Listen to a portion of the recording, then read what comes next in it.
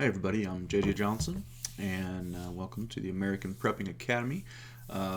This is going to be an explanation video that helps to explain the thought processes behind how and why I laid out this spreadsheet that we're looking at here. And I got the idea to do this from a little mini consult that we were doing with a guy the other day. And, he was saying that it might be nice to have something to kind of go by on like what I should be buying as far as getting this food storage together. And so I was like, that's a good thought. So I'm gonna put something together. And so this is my take at it. I guess a few things that you need to know about it are that it starts. Well, just on the item here, we'll kind of just go over the spreadsheet first. You've got food items, the kind of the generic name of whatever it is. I didn't go with any brand names really. And then you've got the calories per unit, really is what it is. It might be per pound, per gallon, per quart, per can, what have you. Then these two columns here, these next two columns are the starter amount and the starter total calories. So the whole sheet is really designed for a family of 4 for a year, and it's going to total a little more than 4 million calories.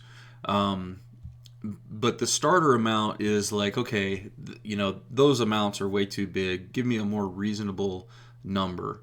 And so this is roughly works out to about 96 days or so, about a little more than 90 days worth of food on the starter amount. So, if you want to start there and then work your way up, then that would, probably be a good recommendation. So then you've got the goal amounts and the goal total calories, and then the approximate shelf life for each item. Now on the shelf lives, I have to say that there's some disagreement on different items on shelf lives. And when I found disagreements on how long things would last, I would put a note over here because like with this apple cider vinegar, lots of places say that apple cider vinegar doesn't go bad. Regular white vinegar doesn't go bad, but there's some disagreement on whether or not apple cider vinegar does. So some places will say it's only 2 years, while other places say it's 30 years or more. So if there was a discrepancy, then I noted that over here in the notes section. Okay, so and kind of here, let me explain the color coding system here. If it's gray, this area that we're looking at here, then the items in this area will last more than 10 years. Okay, and then the areas down here in green are items that will last 5 years, at least 5 years, and mostly canned goods, right? And then the white area, the white section is 4 years or less. Okay, so I've kind of broken it down by by how long it's stored. And the reason that I did that is because you'll notice if you're rotating through, and you're buying stuff, if something only lasts 2 years, you don't want to have 100 pounds of it. You know what I mean? You don't want to have a whole bunch of it because you have to rotate through and use it every 2 years or it's going to go bad. And so that is part of the premise of this. The idea here is that especially for the items in the white section, this section here and down, these are going to be things that you're going to use and eat on a regular basis and rotate through so that you can keep a fresh stock. Okay. Probably, I'm gonna say it probably applies to the 5-year section as well, but that's really kind of up to you or whatever. But definitely on the 10-year and more section, you don't really need to worry about rotating through this stuff. Obviously, you can if you want to, and you could use it, but it's bulk grains, bulk items, and there's a lot of it added up in here.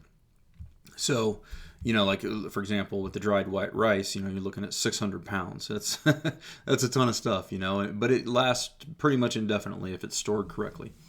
And that's another caveat that we need to talk about is that these approximate shelf lives are assuming that you're storing the items in a cool, dry, and dark environment, like a basement or something along those lines.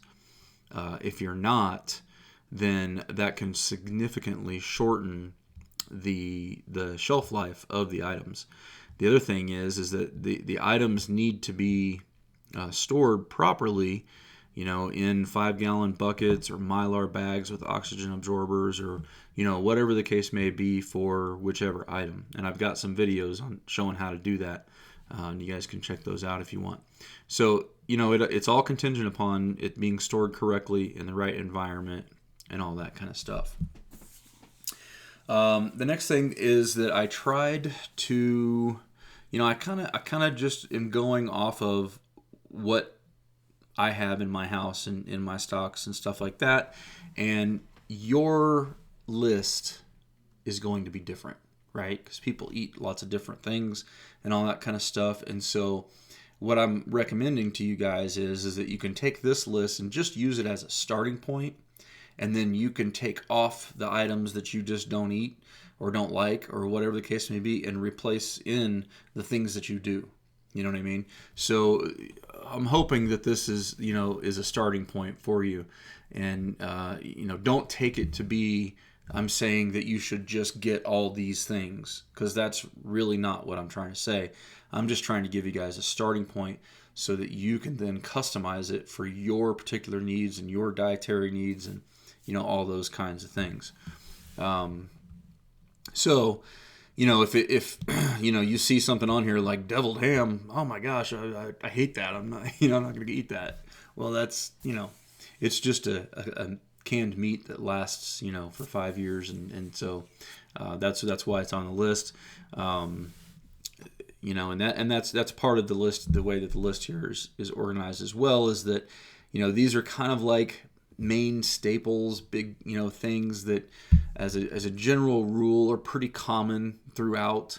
We don't have a lot of regional items or a lot of ethnic specific things.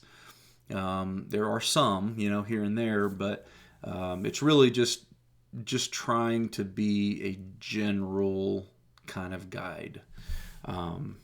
So, and the other thing is that refrigeration, shouldn't be needed on pretty much most of these, I think, except with the exception of maybe the nuts. If you freeze the nuts, then they will last longer.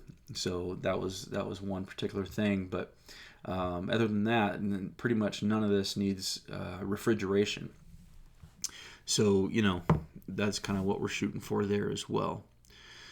So I think that's pretty much all of the explanation that I need. I will upload this, with the PDF version. I'll do it with the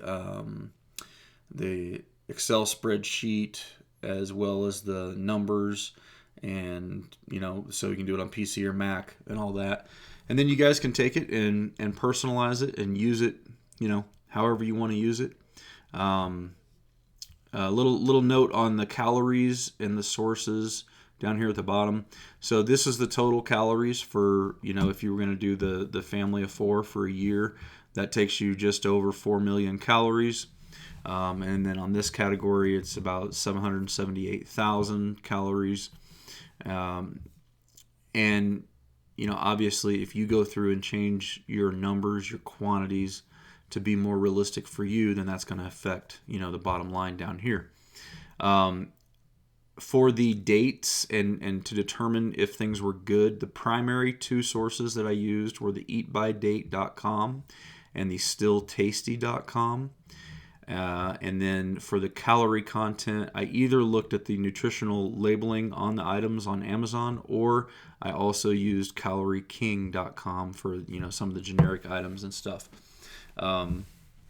And then there were several of the items in the 30-year category that were listed on multiple survival and prepping sites that I couldn't necessarily find on those two sources that I listed below. And, again, that's where those discrepancies come in that I talked about a little bit earlier. And I think that the reason for the discrepancies is that those two sources that I listed below aren't taking into consideration if they were packed in a Mylar bag in a 5-gallon bucket with oxygen absorbers. And so they're just looking at the commercial packaging.